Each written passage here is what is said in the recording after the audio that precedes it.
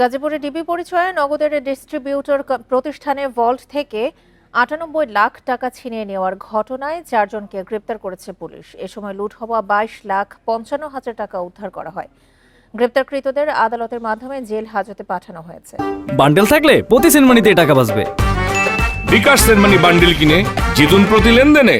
Gazipur PBI এর police super Abul Kalam Azad জানান, গত ১৪ এপ্রিল আসামিরা নিজেদেরকে গোয়েন্দা পুলিশ পরিচয় দিয়ে মাল্টি পয়েন্ট বিডি প্রতিষ্ঠানে ঢুকে কর্মকর্তা কর্মচারীদের এলোপাতাড়ি মারধর করে।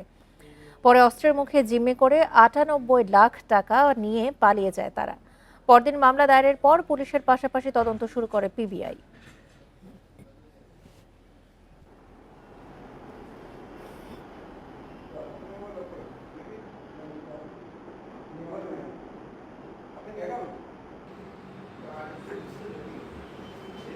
একটু বের করে দিলে হবে।